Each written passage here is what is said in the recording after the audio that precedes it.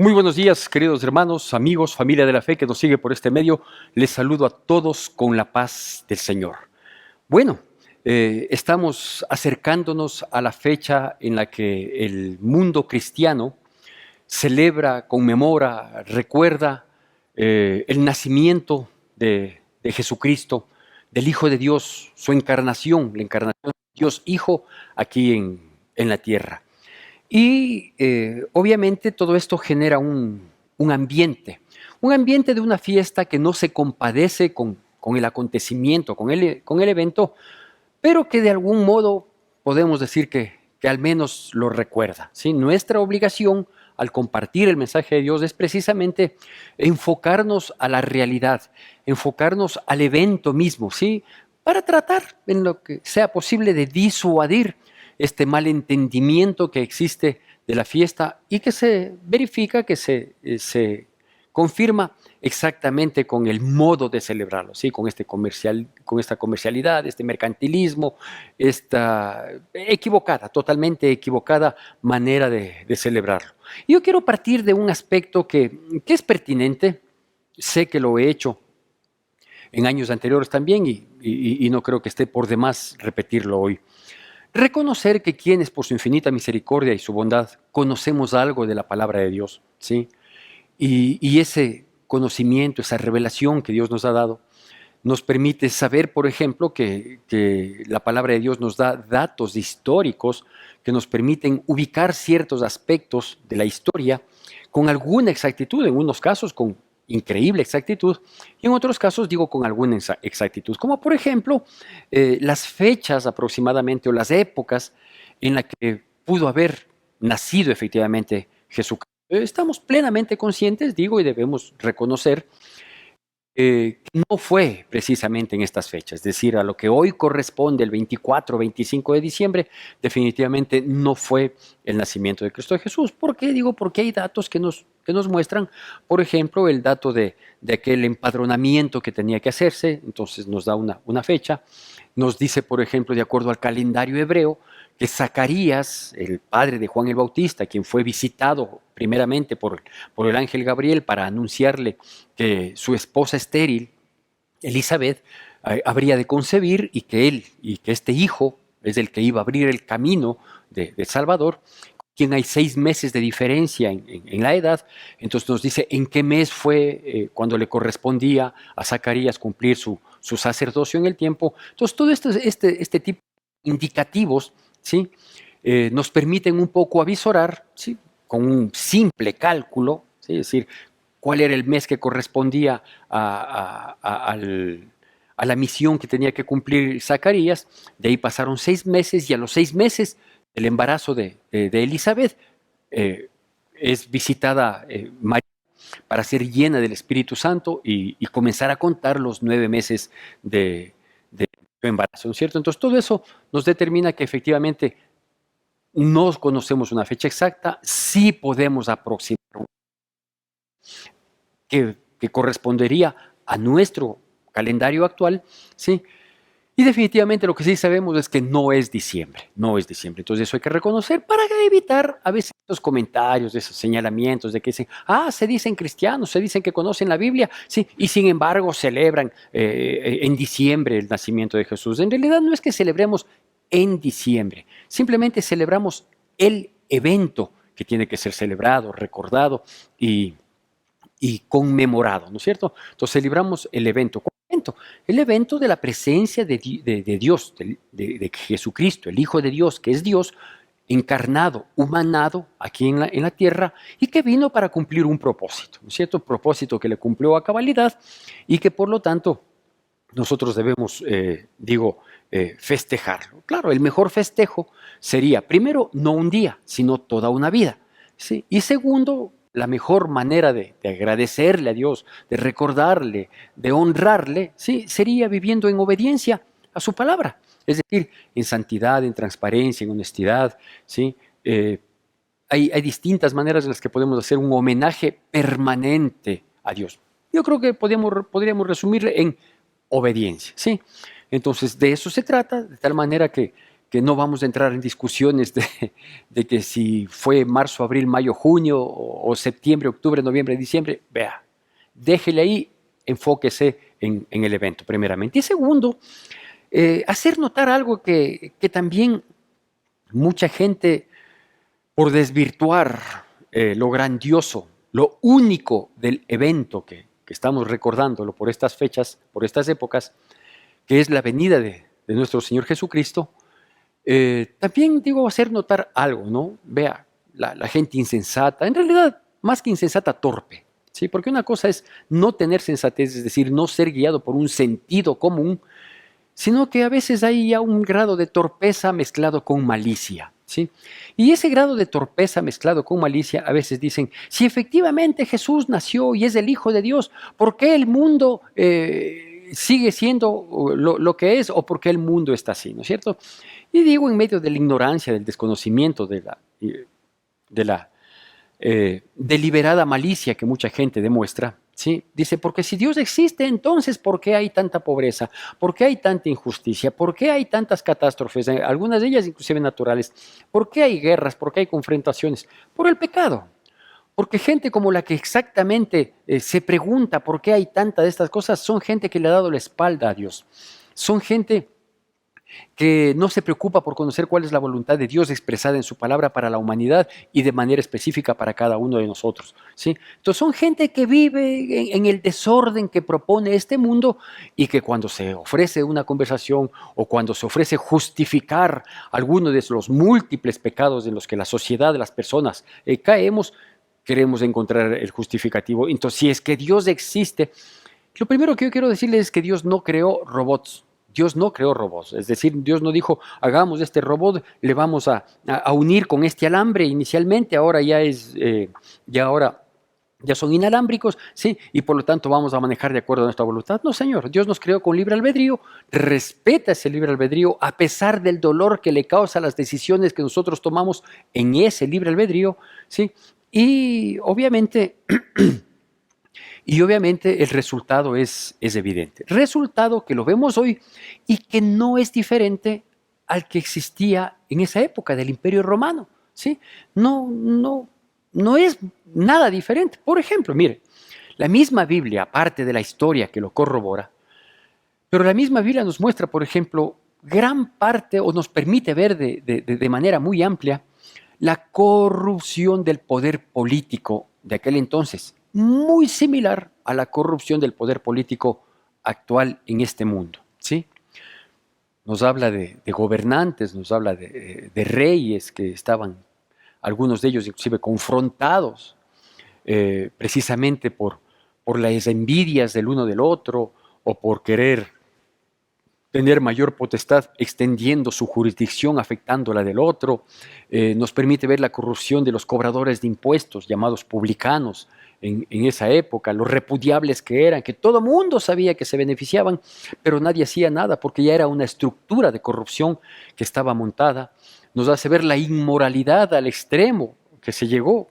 Conocemos la decapitación del profeta Juan el Bautista, ¿sí? Simplemente por dar lugar a un apetito lascívico, concupiscente, lujurioso de un gobernante llamado Herodes, ¿no? Entonces, todos esos datos que nos aporta la Biblia, y que obviamente son datos, aunque no tengan la intención por sí solos, es decir, sacándoles de contexto, de beneficiarnos en nuestra vida espiritual, pero son datos que nos permiten ver. Y que nos permiten ver, digo, una situación totalmente terrible, totalmente deplorable, totalmente degenerada de la sociedad en aquel entonces, y que es bastante similar, no digo idéntica, pero bastante similar a la nuestra. No es idéntica, ¿por qué? Porque ellos no tenían los medios tecnológicos, no tenían el avance de la ciencia que la tenemos hoy, con la cual, o con los cuales, con estos medios, con esta ciencia,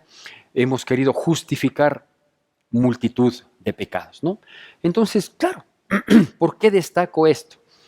Destaco esto por dos razones. Primero, para que nosotros sepamos bien que la sociedad y el ser humano siempre ha sido la suciedad y el ser humano que es hasta el día de hoy, ¿sí? Es decir, a veces tenemos la tendencia a pensar, por las películas que vemos, etcétera, etcétera, que la gente era menos mala en aquel entonces. No, no, no. Era igual que hoy. ¿Sí? Hoy es de manera distinta, o quizás hoy es con una aceptación más generalizada de la sociedad, con la legitimación de los gobernantes tan podridos como la sociedad, pero siempre ha sido así, ¿no? Si nos remontamos 2000 años atrás, en la época de Jesucristo, digo, los evangelios nos permiten ver estas condiciones totalmente vergonzosas de la sociedad. Pero si nos vamos inclusive mucho tiempo más atrás, ¿sí? Miles de años más atrás, vemos, por ejemplo, el porqué de la destrucción de Sodoma y Gomorra. ¿Sí? Fue destruido, ¿por qué? Porque la inmoralidad había llegado a un extremo en que Dios dijo, no soporto más, y mandó a consumir. Y estamos hablando de miles de años atrás, ¿no es cierto? Entonces, el ser humano, digo, siempre ha sido ser humano, y la sociedad siempre ha sido la suciedad que hasta el día de hoy vemos. ¿Por qué explico todo esto? Una, porque el conocimiento de las buenas nuevas de salvación, que es el Evangelio, ¿sí? Entendido toda la palabra de Dios como Evangelio, me da buenas noticias. Y la otra, porque el hecho de que yo conozca, lea y trate de enterarme de las buenas noticias que tiene la palabra de Dios, no me inhibe de enterarme, ¿sí? De las malas noticias que diariamente nosotros encontramos en los medios de prensa. Eso más, considerando que los medios de prensa nos dan las noticias única y exclusivamente de su perspectiva para manipular, ¿sí? Para guiar hacia los intereses de quienes lo sostienen. Pero bueno, más allá de todo eso que es conocido, ¿no es cierto? Sabemos que hay un poder político que quiere estar siempre ostentado por un poder económico. Cuando hay un poder político que no está sostenido, sustentado o acorde al poder económico, pues el poder económico le hace tambalear, hay una persecución mediática, hay un acecho, hay una amenaza, hay una mentira que se gira alrededor con tal de acabar con aquellos que no se prestan para los apetitos del poder económico y que siempre están respaldados por el poder bélico, ¿sí? Es decir, por sus ejércitos, por sus cosas. Entonces, todo esto, digo, era muy común siempre, siempre. Igualito que hoy, ¿sí? Aquí y en cualquier parte del mundo es así, ¿sí? Entonces, la primera explicación es que efectivamente la maldad, la malicia, la perversidad, la degeneración, la injusticia, la corrupción, la inmoralidad existen no por falta de Dios, sino porque a la gente le falta Dios en su vida. Es decir, Dios tiene una propuesta de vida que no coincide en nada con lo que está viviendo el mundo, ¿sí?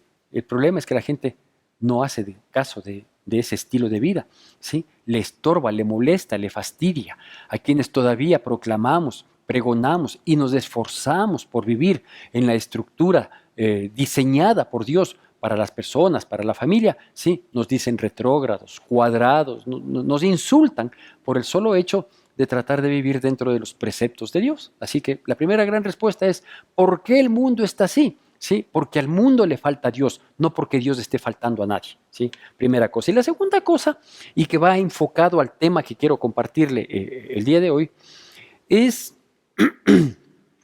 es el hecho de pensar, ¿sí? Que si efectivamente Jesucristo es el Hijo de Dios y vino al mundo, ¿por qué no cambió toda esta estructura perversa, pecaminosa, corrupta y etcétera, etcétera, etcétera? ¿Sí? Porque más bien llegó la noticia y comenzó a circular así, ¿no? De a poquito, entre gente muy sencilla, entre gente muy humilde, si usted quiere decirlo, no con el ánimo de desprecio, ni mucho menos, porque yo me considero parte de aquellos, del estrato bajo de la sociedad. Me refiero a los de bajo perfil, a los que no anunciamos las cosas en redes sociales toda nuestra vida, ¿no? Que si damos un paso en redes sociales, que si pecamos en redes sociales, que si hacemos un acto bueno en redes sociales. No, no, no. Perfil bajo, todo tranquilo, viviendo para agradar a quien tenemos que agradar, que es a Cristo Jesús, el Rey de Gloria, a nuestro Dios poderoso y bendito, ¿sí? Haciendo nuestra parte, cumpliendo a cabalidad, enfrentando las vicisitudes, enfrentando las persecuciones que obviamente hay que hacer y manteniéndonos firmes en el propósito de Dios, ¿sí? Entonces digo, esto comenzó como un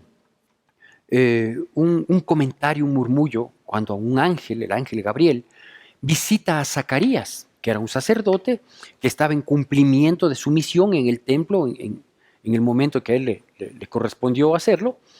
Y es visitado y le dice: Zacarías, un hijo, a pesar de que ya estás viejo tú y que tu esposa Elizabeth ha sido estéril toda la vida, pero Dios les va a dar un hijo. Y este hijo va a ser un gran profeta, va a ser un gran hombre de Dios, pero sobre todo va a abrir el camino del Salvador. Entonces era el mensajero previo que estaba profetizado que así habría de ser.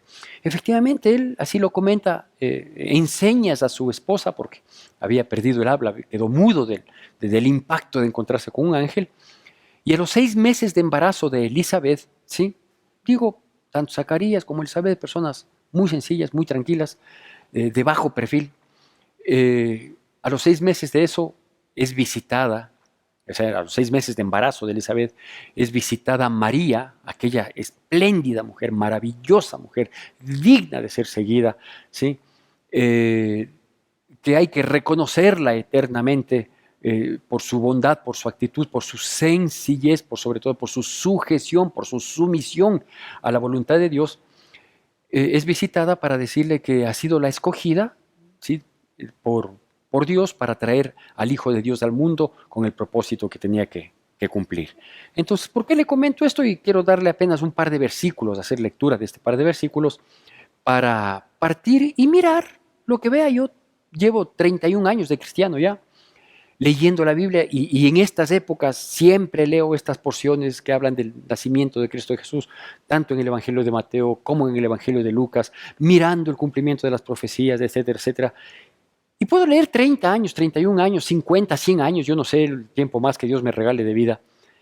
Y siempre voy a encontrar una nueva riqueza, una nueva revelación, cosas maravillosas, cosas increíbles, impresionantes, que Dios nos muestra a partir de estos pocos renglones. Yo siempre digo que la Biblia habla mucho más entre líneas que lo que las propias líneas nos quieren decir, ¿sí? Y por eso quiero partir del Evangelio de Mateo, en el capítulo 1, versículos 18 y 19. Evangelio de Mateo, capítulo 1, versículos 18 y 19. Yo voy a hacer la lectura de la palabra, siempre con atención y con reverencia a la misma. Usted me sigue, por favor, va a aparecer en pantalla también. Dice así: el nacimiento de Jesucristo fue así.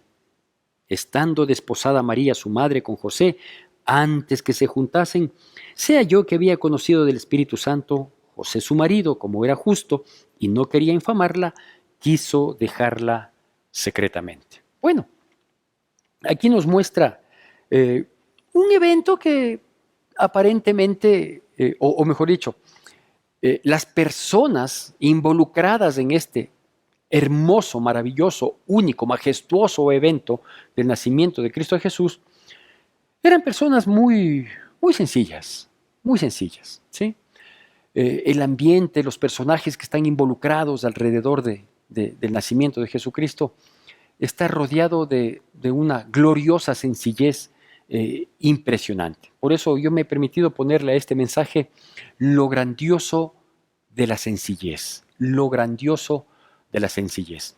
Mire, el pueblo judío, que no estaba en uso de su pleno derecho como nación, ¿sí? Eran respetados como nación, con sus costumbres, con algunas de sus leyes, principalmente las de carácter espiritual, pero ellos no tenían una jurisdicción propia, no tenían una identidad propia, porque estaban bajo el Imperio Romano.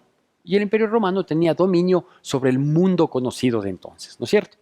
Sin embargo, ellos tenían siempre, el pueblo judío tenía siempre latente esta conexión con su Dios.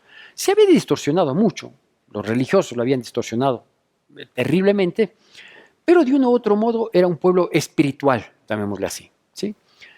Los grandes religiosos, los fariseos, los saduceos, que eran las sectas que acaparaban la atención del pueblo judío o el dominio del pueblo judío, con los doctores de la ley, escribas, etcétera, etcétera, los intérpretes, ellos se jactaban de esa condición de judíos, ¿sí? Porque sabían que habría de venir un Mesías que iba a rescatarles, que les iba a salvar, era su salvador, ¿no es cierto?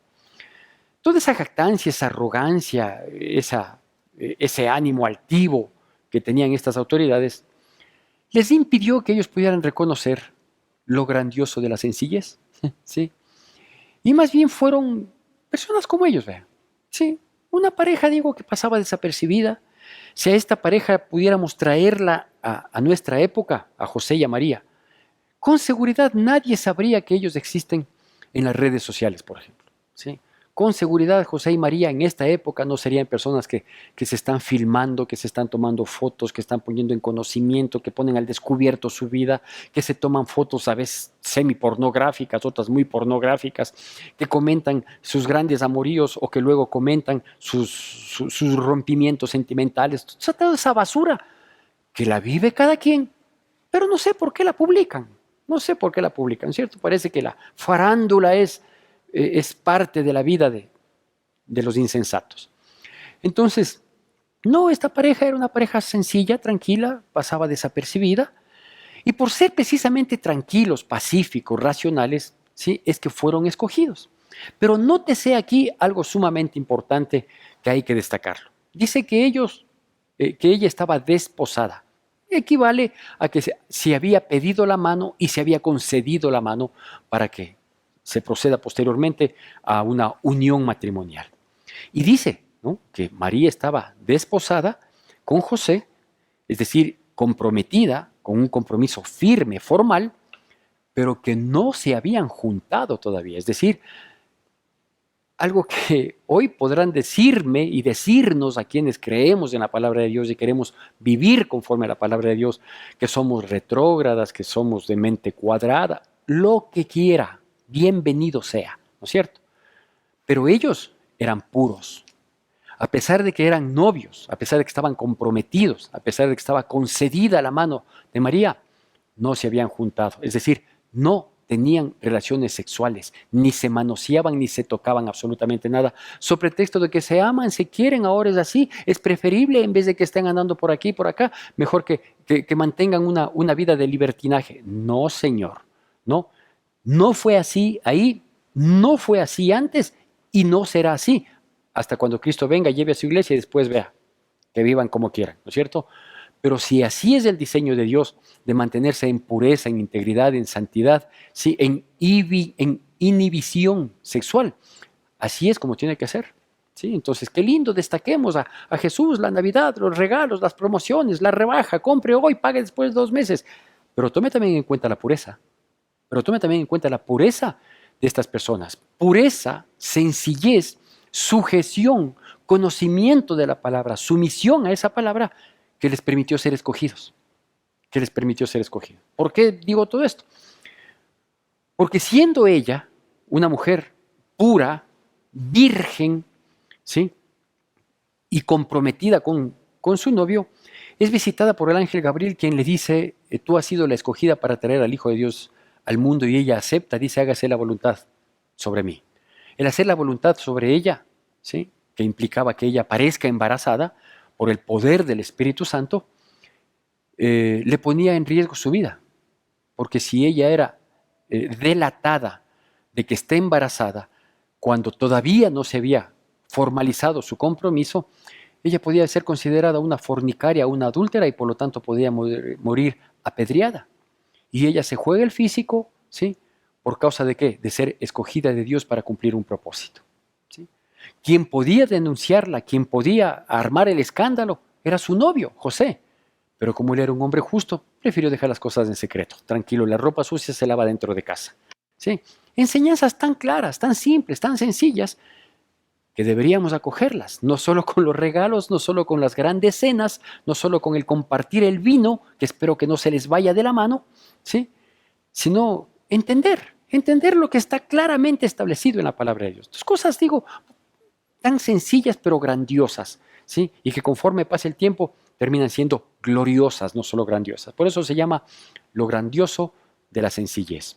Pareja sencilla, tranquila, prudente, sabia, conocedora de la palabra de Dios, porque cuando ella acepta es porque sabía que había una profecía, y cuando él es visitado en sueños por el mismo ángel, ¿sí?, él acepta tomarla como mujer, ¿sí?, acepta primero que ella había sido beneficiaria de la profecía dicha en Isaías, y luego acepta recibirla a su mujer por disposición de Dios, y él dice, perfecto, A mí me importa poco el qué dirán. Yo lo acepto, lo tomo, se acabó. ¿Sí? Entonces, así nomás es la vida. ¿Sí? Encontramos situaciones sencillas como, por ejemplo, que los pastores, ¿no es cierto?, que estaban alrededor de aquel pesebre cuando ellos fueron trasladados fruto de un censo que se hizo en aquella época. Ellos se trasladan, van desde Galilea hasta Judea, donde estaba la población de Belén, y tenían que ellos ser censados ahí porque eh, por, por sus lugares de nacimiento y por su ancestro les correspondía ir a Belén, y ahí le coge el momento del parto y nace en un pesebre.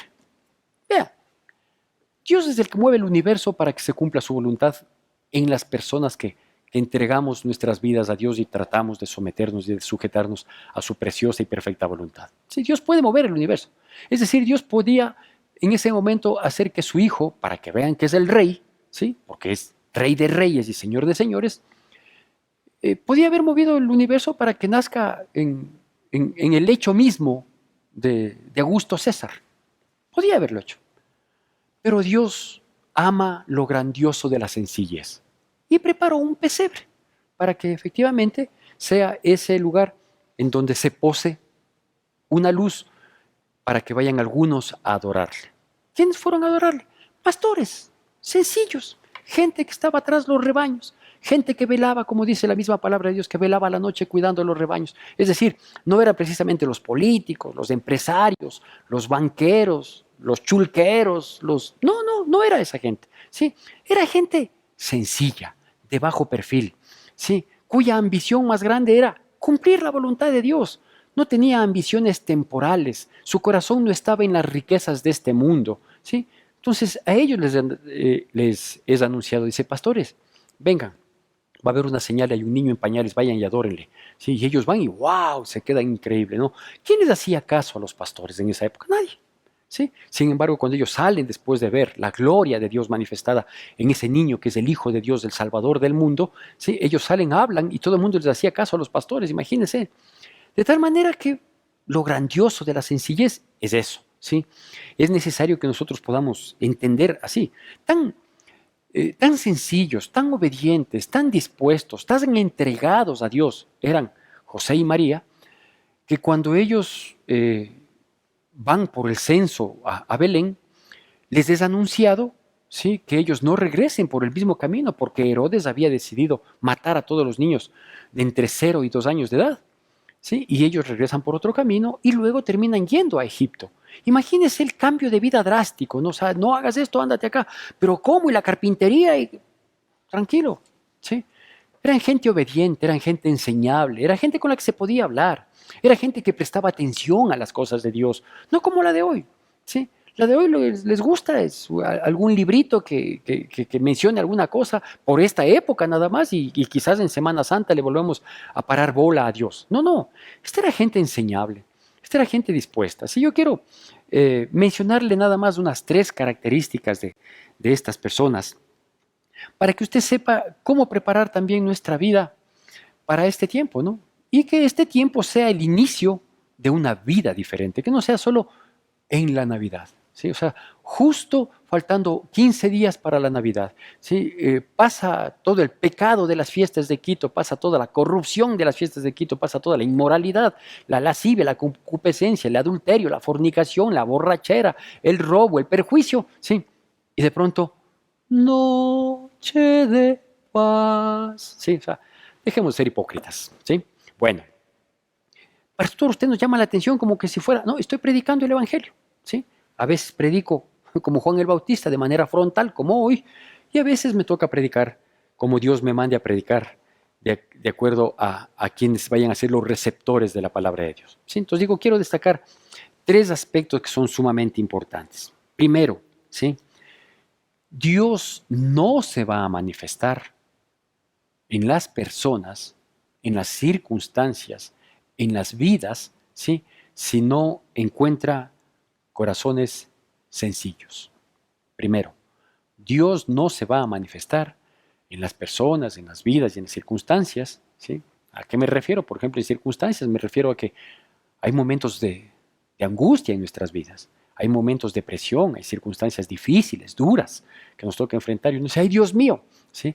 Dios no se va a manifestar, ¿sí? No porque sea malo, no porque no nos haga caso, no porque tenga solo unos cuantos privilegiados, no, Señor, sino que Dios se va a manifestar en corazones sencillos. Primer aspecto, ¿sí? El segundo aspecto, ¿sí? Es necesario también que nosotros seamos y mantengamos, ¿sí? Una vida que demuestre que somos enseñables, ¿sí? Vidas enseñables. El ejemplo de ellos, ¿sí? Le dice el ángel a María, el poder del Espíritu Santo va a venir sobre ti y vas a engendrar en tu vientre un ser que será llamado Hijo de Dios, el Salvador del mundo. Ella dice, perfecto, que se haga como dice mi Señor. Él podía dejarla a María, abandonarla y hasta denunciarla, ¿sí? De que está esperando un hijo que no es de él. ¿Sí? Pero él, como era un hombre tranquilo, fresco, justo, pensante, racional, que no se dejaba llevar por el impulso, dice, no hay ningún problema, yo lo voy a dejar en secreto. Ante esa actitud tan racional, tan consciente, entonces Dios le visita y le dice, no temas en recibirle a tu esposa, porque lo que en ella se ha engendrado del Espíritu Santo es, y él acepta. Él acepta, es una vida enseñable, es un corazón sensible, es dispuesto a escuchar, a oír, a obedecer, ¿sí? Luego los dos ya casados, con la criatura en brazos, no regresen por el camino que vinieron porque Herodes procura la muerte, vuelvan por acá. Luego vayan a Egipto en huida y cogen y van. Entonces son vidas enseñables. ¿Quiere que Dios guíe su vida? Bueno, pues trate de hacer de su vida enseñable. O sea, quite el orgullo, la jactancia, la prepotencia, la autosuficiencia, eso de que a mí nadie me dice nada, yo soy siempre el dueño de la razón y la verdad. Así no funciona, así con Dios no funciona, ¿sí? Y cuando a usted le funciona por un tiempo, porque como son actitudes malas, a la vuelta de la esquina traen consecuencias malas. Seamos sencillos, ¿sí? Dejemos que lo grandioso de la sencillez se manifiesta en nuestras vidas. Y tercer y último aspecto, ¿sí? Cuando un ángel va y les dice a los pastores, por favor, vengan a ver, ¿no es cierto?